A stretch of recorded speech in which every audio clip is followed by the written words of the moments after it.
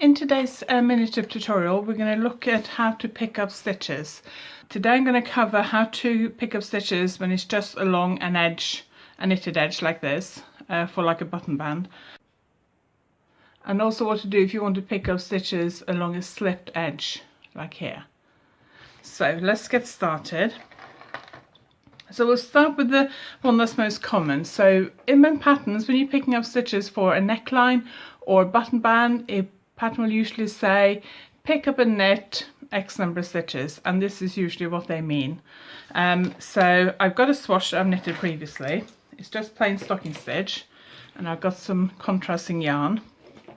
So I'm going to pick up stitches along the knitted edge. Now if you are going to pick up stitches for things like a button band, you want to, unless the pattern tells you otherwise, you want to knit or purl the first stitch of every row. So if you're doing stocking stitch, if you're on the knit row, knit the first stitch of every row. If you're on the purl side, then purl the first stitch of every row. If you're gonna, most of the time when you're gonna pick up stitches, slipping the first stitch is not a good idea.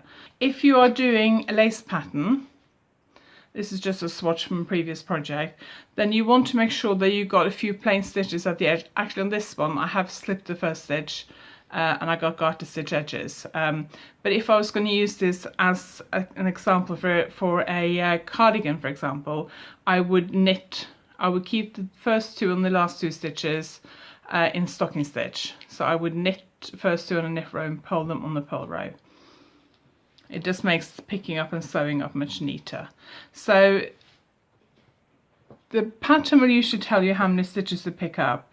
A common pick-up ratio is 3 stitches for every 4 rows, and that's kind of what I use as a guide.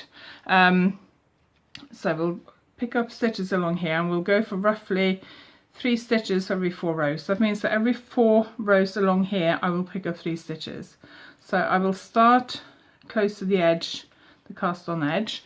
Now what I see a lot of people do when I teach is they will pick up these loops along the edge like that. And I used to do this as well for necklines when I was younger, for a uni better. That won't look very neat at all. So I don't recommend doing that. What you do, and it says pick up and knit, is you go 1 stitch in from the edge. If you go very thick yarn, you could do half a stitch, but I find 1 stitch in is neater. Put your needle through. So hold the swatch with your left hand, needle with your right hand. You can hold the yarn in your left or right hand depending on how you normally knit. I knit continental, so I hold the yarn in my left hand. And then you wrap the yarn around the needle just like you would when you're knitting, and you pull that loop through to create a loop on your knitting needle. Then you go into the next stitch. So I'm going 1 stitch in from the edge. I wrap the yarn around and I pull it through, just like I do with our knitting. And then I go into the next stitch, wrap the yarn around and pull it through. So now I've got 3 stitches and I've gone into every stitch for 3 rows. So now I'm going to skip a row. So that's the next stitch I'm going to go into. So I'm going to skip that one and go into that one instead. So if you're knitting the English way, you just wrap the yarn around just like you do when you're knitting, and then we can go into the next one again. Now some people find it easier to use a crochet hook for doing this. My problem is you then end up either with all the stitches on your crochet hook, or you've got to keep transferring them to the knitting needle, and holding the knitting needle, the crochet hook and the piece of fabric is just too much. So I find it easier to do it this way. So we've done 3, 3, and now we're going to skip one again and then pick up another one. 2, 3, and then skip one. Now if you have one that's very loose, like that one, it's quite a big stitch, probably because I've used this to pick up from before, because I've used this in my finishing classes. So instead of going in there, because it's quite a loose stitch, I'm worried that it's going to create a bit of a hole. I'm actually going to go into the stitch I wanted to skip, and then I'm going to go skip that big one and then go into that one like that, and then carry on. So 1, 2, 3, skip 1, 1, 2, 3. Oops. Okay, and you just carry on like that. And you should just, on the wrong side, you should just get one stitch along the edge here. Now when you go on and knit that, it will end up looking like this. So that's what the wrong side should look at. So you will get a bit of a ridge, but it's not too much of a ridge. And then that's what it looks like from the right side. So you can see it's picked up in a nice neat row.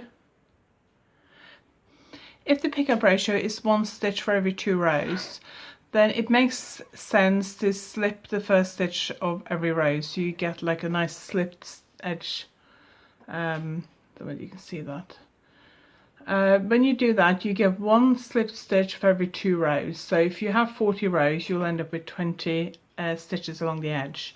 To pick those up, you do the same thing as you were doing when you were picking up stitches before, but the only thing you got to make sure is that you go under, each slip stitch will have 2 loops, and you go under both. So if you go under one, so if I pick up just one in the middle here, if I just pick up one loop, then if I pull on that, it'll pull the extra yarn from the other half of that stitch, and it'll make this stitch big like that, and you don't want that. So if you go under both, and if it pulls, it won't make it any bigger because you're putting equal pressure on both the strands of yarn.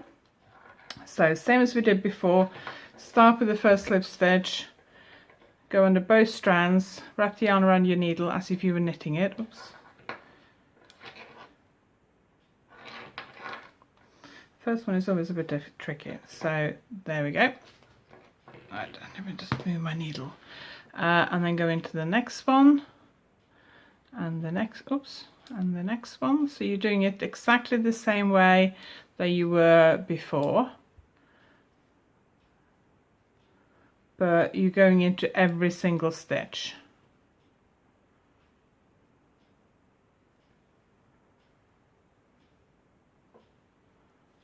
Like that, and you get a slightly, the edge, the inside edge, you still get a stitch there, but it just feels a bit flatter because it's a bit stretched. It's not, there we go.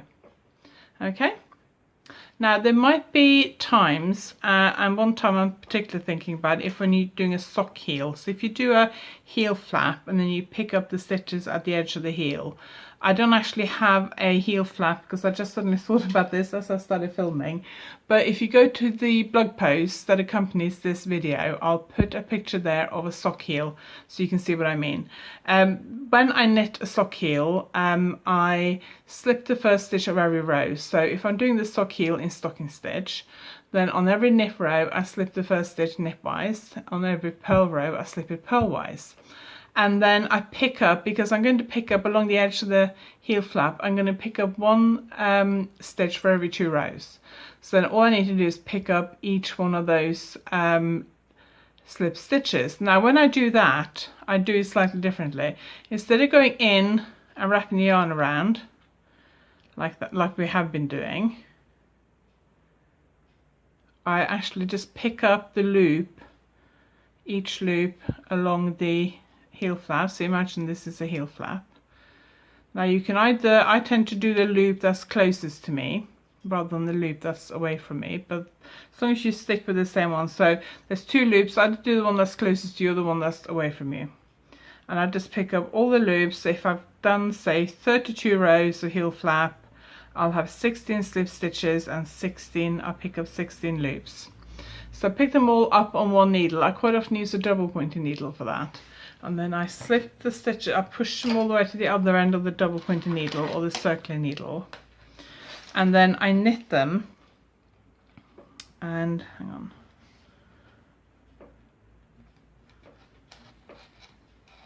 And then when I come to knit them, if I knit them as normal, so if I just knit them through like you would a normal stitch, like that, then you end up with little holes which doesn't look that attractive. But as long as your stitches are sitting on your needle the way a normal knit stitch does, so for continental and English knitting, your stitch will sit so that the yarn goes from the front of your needle across to the back of the needle. So it goes from that way across to the back, rather than a stitch that's twisted, which goes from back to front like that. Okay, now if you are knitting, doing combined knitting, then when you purl a row, you end up with knit stitches are facing the other way. And also I think Eastern knitting, which I'm not familiar with at all, I think the stitches are always twisted. But this applies to English knitting, English style knitting and continental style knitting. So all your stitches will be sitting with the leading leg at the front. So if I now go through and knit these through the back loop, like that, so rather than knitting in through the front like normal, I go through the back loop.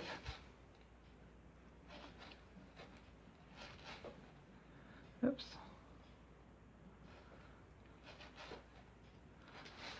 There we go. And end up with these really nice, neat crossed stitches.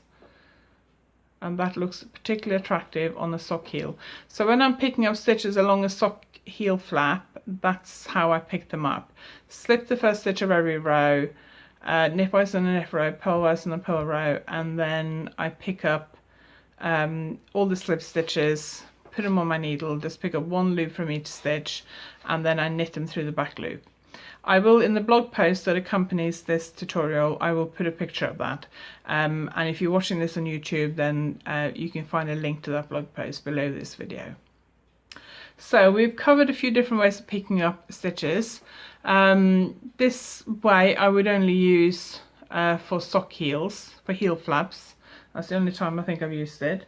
Picking up stitches into slipped stitches, I've mainly used that for lace knitting, where I'm doing a knitted on edging. So I might knit a shawl in one direction and then pick up all the stitches to knit in a different direction.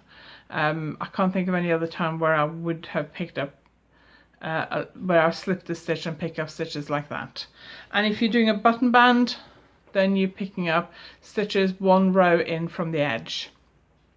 And you're picking a common kind of a common ratio to use is 3 stitches for every 4 rows. But if the button band is rib, then it might be more than that because the rib pulls in. I like to do button bands in garter stitch, and garter stitch is wider than stocking stitch, so I find a 3 to 4 ratio works really well. Links below this video to my website and to sign up for my newsletter. Thank you very much for watching.